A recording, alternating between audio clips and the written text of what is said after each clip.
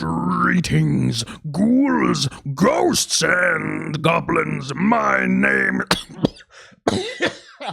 My name is TV's Guy, and there's a teaser out for the new rework of Fiddlesticks that's upcoming. And since I have been inundated, flooded, overwhelmed by as many as some tweets from people asking me to take a look at it and, hey, maybe talk about it for, I don't know, an hour and a half. We'll play this by ear. We'll see how long it goes.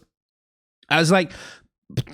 yeah, I sure, I guess we should do that. So what I figure we're going to do is first we're just going to watch the teaser together. Start with that, and then we'll do a little bit of animation breakdown, a little bit of chitty-chatty about the aesthetics of the character and some of the lore implications and stuff like that. And then once we actually have like the full thing out, I'll do an old versus new, comparing him to his old version in like a full video, and then later on down the line, a what's the deal video. So you don't need to ask about those things. Those are going to be happening. But for the moment, teaser.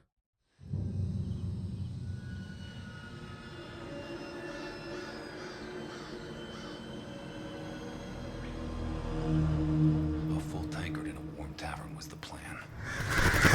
Not extra watch. Whole countryside's on edge after Fossbarrow. Yeah. Filthy mages. They show up here. They show up here, and I'll come. Tedric? Hey, Tedric! Help me! Tedric!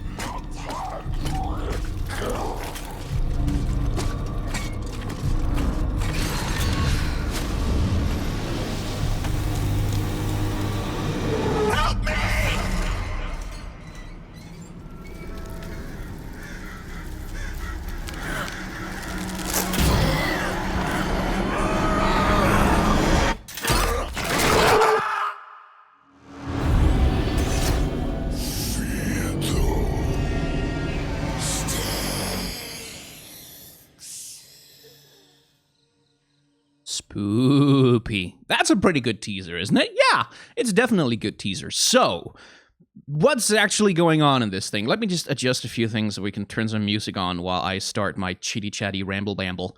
There we go. That should do the trick on that one. So what's actually going on here in terms of lore and story? Well, we open with a couple of guards who are doing some night watching, and they're super upset about it, but Fossbarrow has recently happened, so the entire country is on edge. What is Fossbarrow? Well, Fossbarrow is a incident that happened in Demacia, where a small town was terrorized by some sort of horrifying night demon that was basically driving people insane and killing them in the night. Turns out that demon was Nocturne, and Lux and Garen went to fight him and tried to deal with him. So that's why these two dudes are on patrol, and they mention, it's the bloody mage's fault, as though the mages have anything to do with demons, but that just goes to show the bigotry of the Demacians towards their mage population. Anyway, this guard idiot gets his ass handed to him by Fiddlesticks, who's just like, snitchy snatchy, guard be gone. Oh no. And then what Fiddlesticks does... Tedric. is he mimics the voice of his victim, which is something that Riot were talking about for a good long while in the lead up to the release of the character, is that one of the ideas that they had is that Fiddlesticks doesn't have a voice of his own as such, but he has the ability to mimic the screams and horrified whispers and begging and pleading of his victims, and he uses that to lure them into their doom. And so that's basically what Fiddlesticks is doing here, which is showcased fully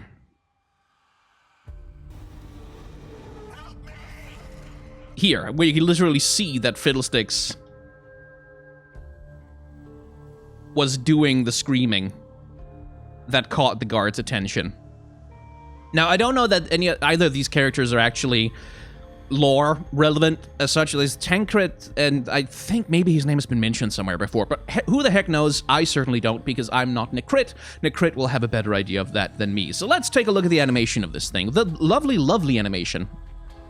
And here's one thing, like, just a very basic demonstration of the discipline of framing, because we are in Demacia, and Demacia, if you look at the artwork of Demacia, is typically portrayed as, like, nice and bright and sunny and, like, green hills, and everything is, like, the stereotypical good aesthetic fantasy kingdom, like with the great white walls, like Gondor, the grand kingdom of men, all that sort of thing. Now, we know they're also secretly, like, genocidal, anti-magic, fascist dictatorship on the side, but their aesthetic is very much based on that. So, we are in Demacia. How do we make stereotypical, good, lovely, fine fantasy kingdom Demacia look scary? Well, through some simple applications of framing and aesthetics. So, let's see, I want to have the fully pulled out view here. We can see here Demacian architecture on the cliff, like with the grand white walls and everything, and we can see the broad green plains and trees and stuff of Demacia. So we change the color palette. We take away as much of the color as humanly possible and tint everything blue, gray, and certain shades of slight shades of brown. And if you're looking at any of this and going, no, but clearly the grass and the trees are green, well, take a screenshot and use a color picker, and then pick some of the colors from the leaves and stuff here, and you'll find that there really isn't very much green at all in this image. But because eyes interpret colors relatively... Anyway, what they're doing is they're bathing the entire scene in moonlight, and they're using a very bright moon in order to create contrast with, like, almost completely black shadows everywhere they can. Lots of mist, which limits visibility, which is creepy. And then there's the framing of the landscape. Because, as I talked about, Demacia is the stereotypical good fantasy kingdom full of lush trees and beautiful landscapes and vistas and stuff like that. But take a look at these trees right here. There's, like, a lot of broken down trees and, like, missing leaves and sort of the indication of decay or dying trees or stuff like that. So by framing the landscape, not by changing it much, but by framing the landscape differently, the very first shot here establishes immediately, okay, whatever the hell this is, it's horror. Like, this is spooky booky themed. It is not going to be happy, goofy fun times in the woods with the soldiers and their happy little friends, these lovely crows. And that aesthetic, you can see how that continues into the scene with the soldiers, like, where they're sitting. It's not the lush greenery of a beautiful Demacian forest. This is, like, thicket. This is the old, dry wood, like, and dead trees, basically, that are taking up the entire scene, giving the area, like, looks much more like it would be somewhere in the Shadow Isles, almost. Like, with the way that there's this visual signifiers of death with all of these dead trees. So, second clever thing they do, first-person perspective, which is like the typical horror. Like, it's the reason Resident Evil 7 is so pants-shittingly terrifying, and the Silent Hills teaser, PT, is because first-person perspective forces you into the perspective of someone who can't see the entire scene. So, for example, take the scene here. Like, if we had a camera that was pulled back way above the action, and we were looking down, and we could see exactly what that is, and we could see that Fiddlesticks was standing around over here waiting for him, or whatever, or when he comes close, he's focused on looking on this thing that's falling down. If we had a pulled back camera, and we could see Fiddlesticks, like, transfer himself and appear, if we could see all the moves that Fiddlesticks was making, obviously he wouldn't be nearly as scary, and certainly the final shot wouldn't be nearly as terrifying if we were in, like, a pulled back camera perspective. So the camera is doing the work of putting us into the headspace of this poor sucker who's gonna get his entire ass handed to him. God knows what happens to people after Fiddlesticks killed him. I don't want to know. Now, as for the character animation, as a little...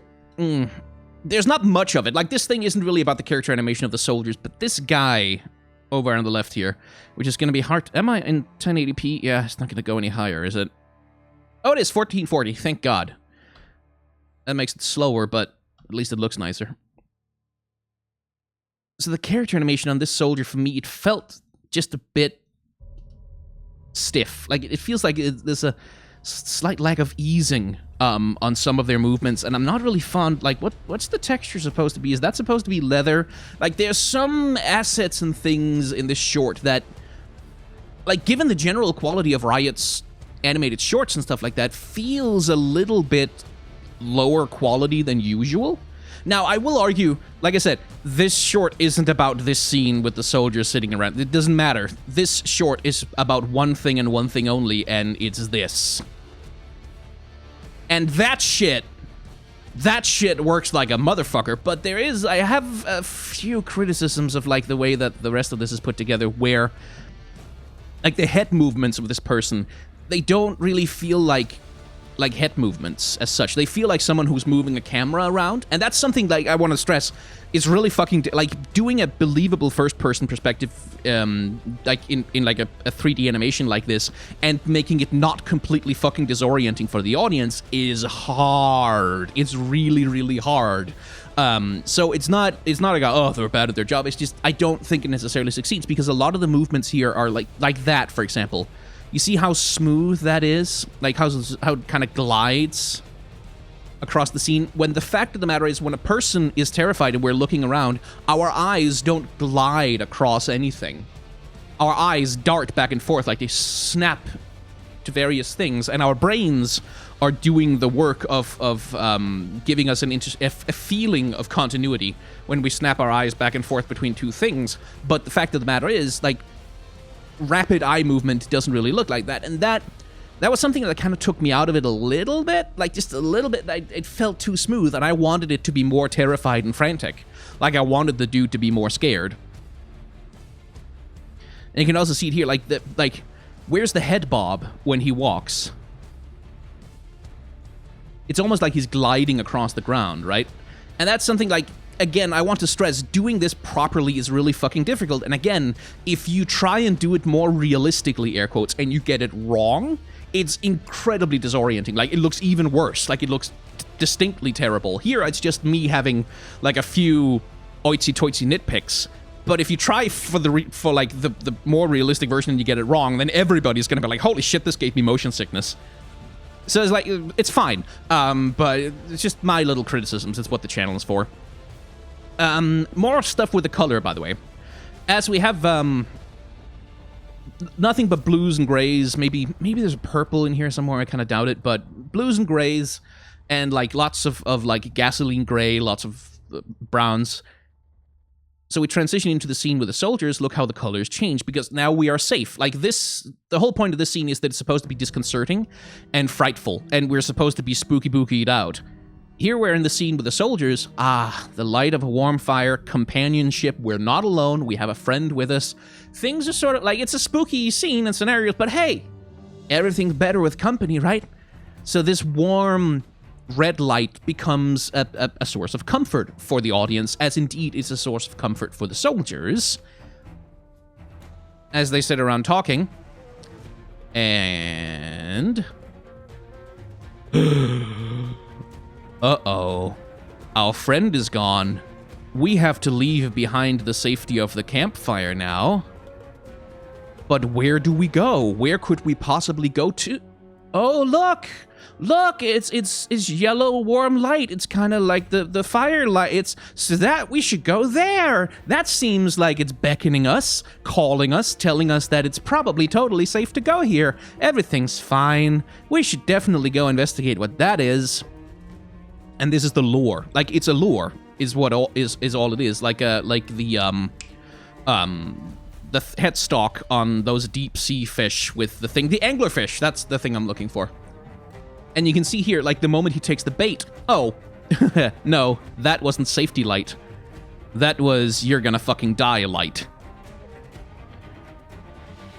And the framing, by the way, is also lovely, because you can see how, like, he's looking around, and then here, look how everything, like the branches creaking around, create this little tunnel.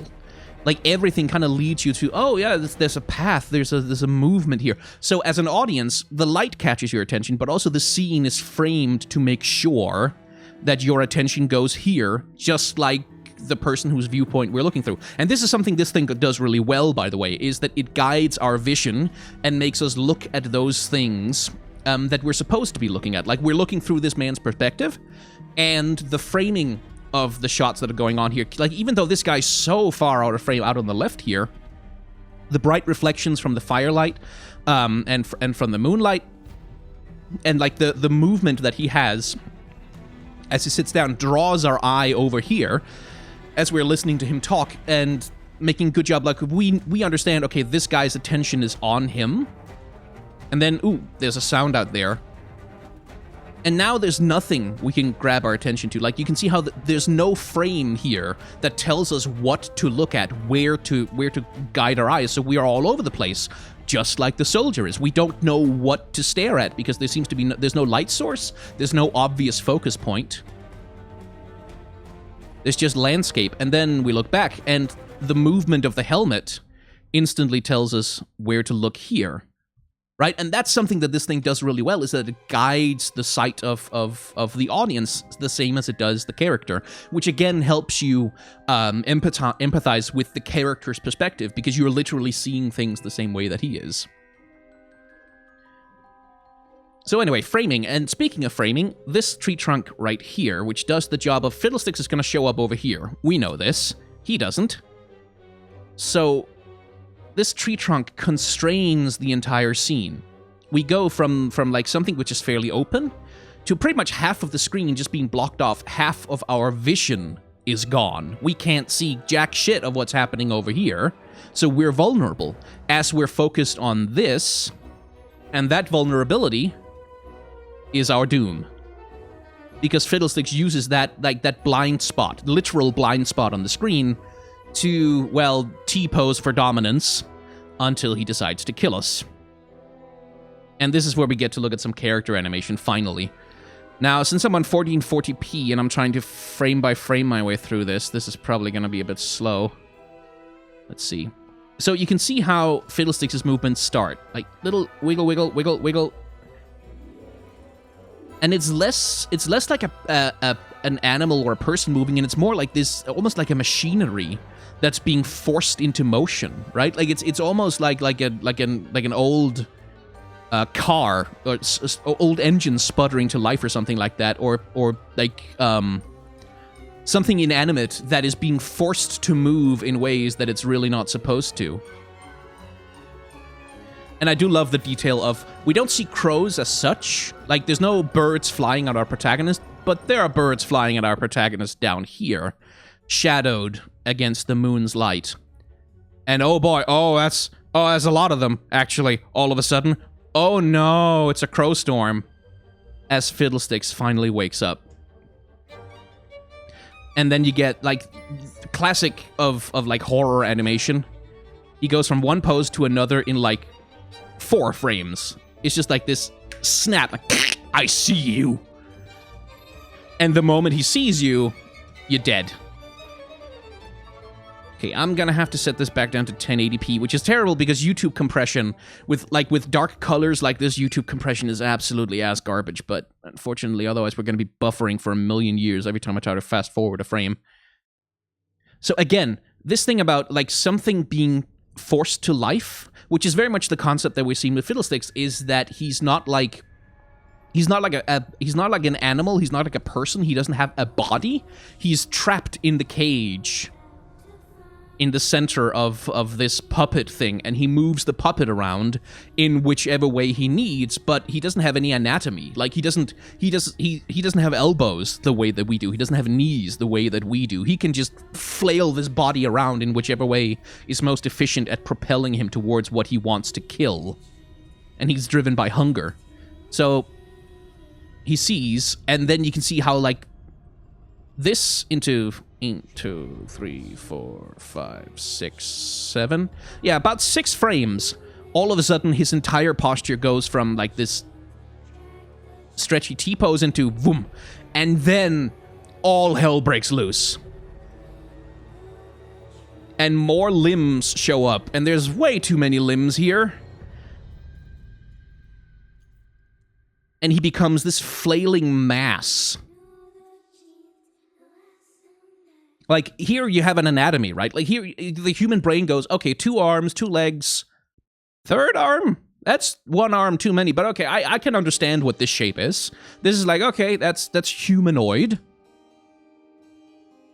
And then all of a sudden, it's very not. Suddenly, it's just...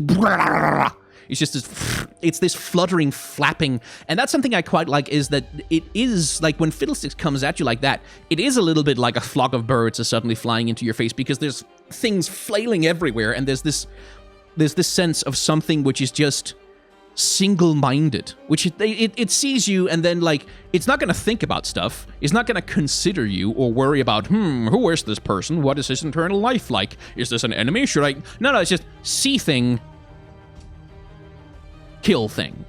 And that's very good character animation. Like, when you completely communicate who is Fiddlesticks, what does he want? Well, he wants you to be fucking terrified and uncertain and fearful. And then he wants to eat you. And that is very good character animation, which is why I'm saying, like, it's like, oh, the soldiers are not 110% super polished. It's like, whatever. They're not important. They're just the victims. It's this. Like, this shot right here. And again, look at the framing. We have, again, these arcs of the trees that are forcing our vision to be here. But at the same time, the tree trunk is also doing here what it was doing here, where it's cutting off basically half the screen, half of our vision. Here, the tree trunk also traps us. Like, it's like, even though logically you know that the soldier should just be able to dodge around the tree, right? He should just be able to go left. There's this... We are trapped by this thing. It's in the way. It's blocking our vision. We can't... It feels like, emotionally, when you look at this, it feels like you're trapped in a very small space with this terrifying thing that's going to come and get you. And by the time you see a way to get out, like, by the time you see some space around you, oh, yeah, I'm sorry, but it's substantially too late, my friend. Nom. So yeah, very good teaser. I very much look forward to actually tackling Fiddlesticks' rework properly once it's out. And yeah, the animation, like, I've already talked about the animation that was showcased with some of the development update posts and stuff like that. I've got videos on that on my channel if you want to look at it. But I'm very excited for the animation of this one. And I'm excited for his lore as well, because Jared Rosen, not quite Frodo, on Twitter, has teased that this is going to be a very different Fiddlesticks than we... Like, Fiddlesticks previously was always a little bit of a comical figure. Like, he was always a little bit funny, because of the cartoony art style that League of Legends used to have and stuff like that. And also he had skins like Fiddle Me Timbers, like, ooh, yeah, scary surprise party Fiddlestick, yeah, oh, terrifying. But the tease so far has been that, oh, Fiddlesticks ain't gonna be funny no more. There's nothing funny about Fiddlesticks now. Not even surprise party Fiddlesticks, not even Fiddle Me Timbers, which... That can go either direction. Like, I kind of like the idea of making him terrifying no matter how silly his skin is. But on the other hand, it's also a little bit like, well, couldn't we also have him be funny? I don't know. But we'll take a look at that once we get there. Yeah, this is 1 minute and 20 seconds long, and I still managed to talk about it for 20 minutes. That is my brand. So thank you very much for watching. If you have enjoyed this video, then there's like, comment, and subscribe buttons down below, which I highly encourage you to make use of if you are so inclined. Because when you click the buttons, YouTube goes, aha, this video received engagement. And that is the thing that YouTube values pretty much above everything else, above views. It's more important than watch time almost in some cases. So if you want to help me out or other YouTubers that you like, please do click the like button when we tell you to, because it actually kind of matters. If you want to help me out more directly, I have a Patreon, I have a tip jar, I have a merchandise store. All of those you can avail yourself of. There's some new stuff on the merchandise store recently that I put up, so if you haven't looked at it for a while, it's like, have a look. And if not, that's completely okay as well. But I will tell you that for online content creators, especially YouTubers, small donations matter a great deal. Like, even that $1 donation that from the perspective of the person giving it maybe doesn't feel like that much. It literally means the same as thousands of views on a video. So if you have online content creators whose work you enjoy, whether they're me or someone else, please consider supporting them directly with anything you can, whenever you can, because it matters so much more than you think. Anyway, also, I have I keep forgetting all the things I have to advertise at the end of videos nowadays. I have a second channel. We are playing Majora's Mask and Final Fantasy VIII over there right now. Probably we're going to be streaming Portal and Portal 2 on it. So if you want to hear my thoughts about those games, that happens over there. Other than that, if you haven't enjoyed this video, then you can hit the dislike button down below, and I promise you, nothing will visit you in your dreams tonight. Nothing at all. Nothing at all.